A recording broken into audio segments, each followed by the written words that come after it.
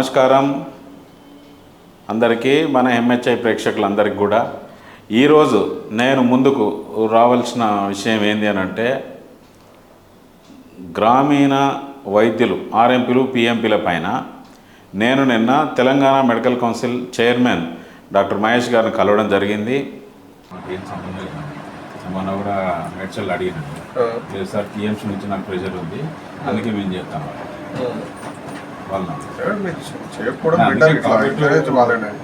Encourage చేయట్లేదు. Cooperative DH కూడా ఇస్తాను, ఇచ్చి వాళ్ళు కూడా ఇన్స్ట్రక్షన్స్ ఇవ్వమని చెప్తాను. నేనేమి ఎంకరేజ్ చేయట్లేదు. వాళ్ళు ఎవడన్నా మిస్టేక్ చేస్తే పనిష్మెంట్ చేద్దాం సార్. చూడండి, మీరు నాకు అవార్డు తీసుకుంటా మీరు ఇది దీంట్లో మీరు యాజ్ ఎ మీడియా మీరు న్యూట్రల్ ఉండడం బెటర్ అంటున్నారు. న్యూట్రలే సార్, నేనేమంటున్నానంటే న్యూట్రలే. మీరు ఏంది కవరేజ్ చేయడం వరకు కరెక్టే కదా. You are representing on behalf of them. దీంట్లో దట్ ఇస్ వెరీ రాంగ్ అండి. As a media person that is very wrong అండి. మీరు అన్నదానికి నేను యాక్సెప్ట్ చేసి చెప్తాను. నేనేమంటున్నానంటే, వాళ్ళని సడన్ అప్ పోయి మనం ఇబ్బంది పెట్టడం కంటే ఫస్ట్ వార్నింగ్ ఇద్దాం. అంటున్నాను, మీరు మీడియా తరఫు నుంచి మాట్లాడొద్దు అంటున్నా. ఆర్గనైజేషన్స్ కానీ వాళ్ళని చేసి చెప్తా ఉన్నాం, ప్రాక్టీస్ బంద్ చేయమని చెప్తున్నాం. కానీ ఓవైల్ ఆ కేసులు పెట్టేసి క్లోజ్ చేయమని చెప్పాలి. కేసులు కొద్దిగా విడ్రా చేసేసి కొన్ని దశాబ్దాల నుంచి మేము చేస్తలేమని చెప్పుకుంటూనే చేస్తున్నారు అంటున్నారు. పోనీ ఏవో చిన్న చిన్నవి రాస్తున్నారంటే కూడా కాదు, పెద్ద పెద్ద antibiotics, steroids. As per law మన ప్రకారం, అంటే మెడికల్ లా ఏదైతుందో దాన్ని ఎక్సీడ్ చేస్తే వాళ్ళని పనిష్మెంట్ అది ఒక్కసారి అయితే నేను కన్సిడర్ చేయమని ఛాన్స్ ఉంటే చేయండి. ప్రైమరీలో వాళ్ళు నేను ఎందుకంటే వాళ్ళ కొరకు నేను హెల్త్ మీడియానే కాబట్టి మాట్లాడుతున్నాను, because of health media. But inward అక్కడ స్టాంప్ నా పేపర్ స్టాంప్ మహేష్ గారిని కలవడం ఎందుకు అనగా, అంటే మీరు అనుకోవచ్చు ఎందుకు కలవాల్సి వచ్చింది అని అంటే, వాళ్ళు చేస్తున్న పనిని నేను అభినందిస్తూ, తెలంగాణ మెడికల్ కౌన్సిల్ వారు చేస్తున్నటువంటి పనులు, తర్వాత అందరికీ అందుబాటులో వైద్యము, నాణ్యమైన వైద్యం కొరకు వాళ్ళు చేసేటువంటి ప్రయత్నాన్ని నేను వాళ్ళను అభినందిస్తూ, రెండోది ఏంటి అంటే, తెలిసో తెలియకో కొంతమంది ఆర్ఎంపీ పిఎంపీ వైద్యులు తప్పుడు పనులు చేసినారు. సో వారిని ఒక 250 మంది మీద కేసులు పెట్టినారు.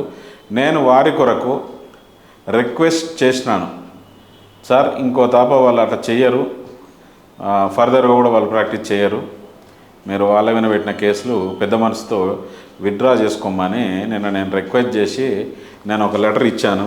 నా లెటర్ ఇది. ఆయన చైర్మన్ గారు నన్ను అన్నారు, మీకేంటి ఇంటెన్షన్, వాళ్ళ కొరకు మీరెందుకు చేస్తున్నారు, వాళ్ళు చేసేటువంటి పనులు మీకు తెలుసు కదా, మీకు తెలియకపోతే తెలుసుకోండి. వాళ్ళు మితిమీరిన ప్రాక్టీస్ చేయడము, విచ్చలవిడిగా మందులు వాడడము, విచ్చలవిడి ట్రీట్మెంట్ చేయడము, దానివల్ల మేము వాళ్ళని కట్టడి చేయడానికి ముందుకొస్తుంటే మాతో పాటు సహకరించాల్సింది పోయి మీరెందుకు ఈ లెటర్ ఇస్తున్నారు అని అడిగినాడు. అడిగితే నేను సార్కి సమాధానం చెప్పినాను, సార్ మీరు చేసే పని నేను అభినందిస్తున్నా, కాకపోతే ఏంటంటే వాళ్ళకు ఒక వార్నింగ్లా ఇచ్చి ఈ 250 మంది మీద కేసులు విత్డ్రా చేయించేసి ఫర్దర్గా ఆర్ఎంపీ అనేవాళ్ళు పిఎంపీ అనేవాళ్ళు ప్రాక్టీస్ చేయకుండా చేయడానికి నేను మన ఎంహెచ్ఐ టీవీ లేకపోతే మన హెల్త్ ఇండియా పత్రిక కూడా మీతో పాటు ఉంటుందని నేను సార్కి ప్రామిస్ చేసిన.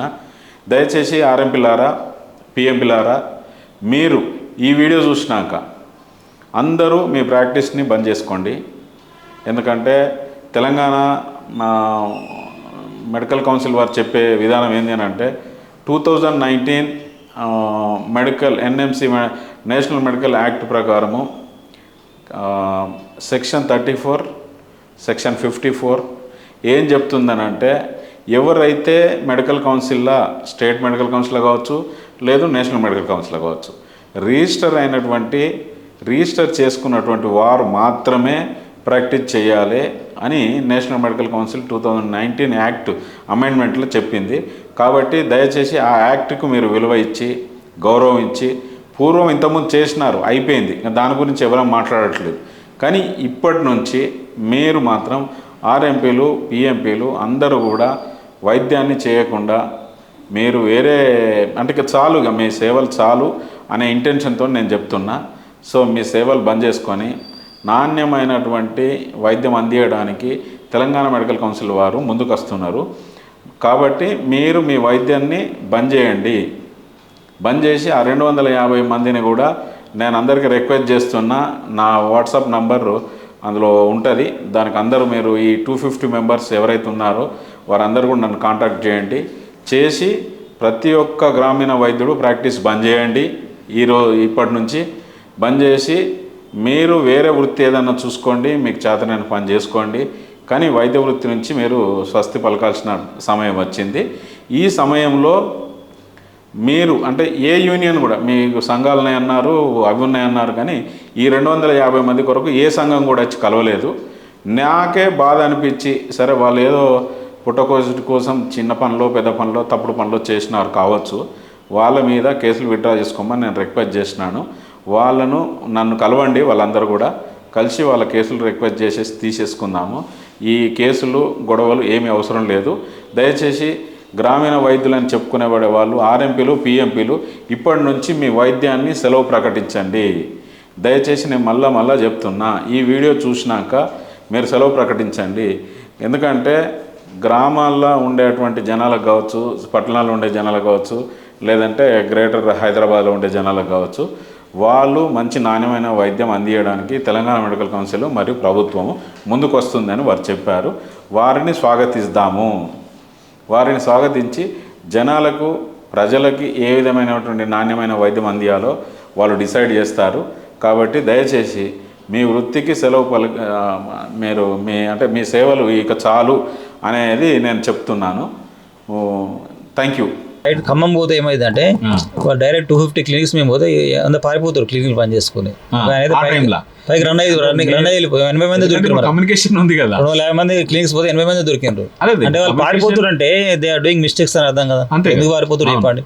మరి అక్కడ ఉండాలి, లేకపోతే మేము చేయమని క్లోజ్ చేసుకోవాలి. డైరెక్ట్ పారిపోతున్నాడు, తప్పు కదా. ఇప్పుడు ఆయన డైరెక్ట్ తాళం వేసుకుని రన్నింగ్ మమ్మల్ని పైకి రన్నింగ్ చేస్తున్నాడు, కింద అంటే వాళ్ళు చేసి వాళ్ళు వాలంటీర్గా చెప్తున్నారే. ఇప్పుడు మేము ఖమ్మం పోయినాం కదా, ఒక ఆయన క్వాక్ ఏమంటుండే, మేము చేసేది మిస్టేక్ సార్, ఇప్పటి నుంచి చేయమో బంద్ చేస్తాం అంటున్నాడు. మళ్ళీ ఆయనకు వాళ్ళ కొడుకు ఎంబీబీఎస్ చేస్తుంది చేయనాలు. సో వాళ్ళకి ఎట్లా అంటే వాళ్ళ మెడికల్ షాప్ లోపల బెడ్స్ 10 బెడ్స్ 5 ఫీడ్స్ పోవడము, డెలివరీ కిట్స్ ఎందుకునే వాళ్ళకి డెలివరీ థియేటర్స్ ఉన్నాయి, డెలివరీ ఎక్విప్మెంట్ ఉంటుంది, ఇన్స్ట్రుమెంట్స్ ఉన్నాయి, అబార్షన్ కిట్స్ ఉన్నాయి, పెద్ద పెద్ద ఐవి యాంటీబయాటిక్స్, హెపారిన్, ఎమేకాసిన్, తర్వాత ఈ స్టిరాయిడ్స్ 30 ml స్టిరాయిడ్స్ ఎందుకుంటే స్టిరాయిడ్స్ 30 ml బాటిల్స్, అవి నిజంగా బ్రాండెడ్ ఫేకా తెలియదు మనకి.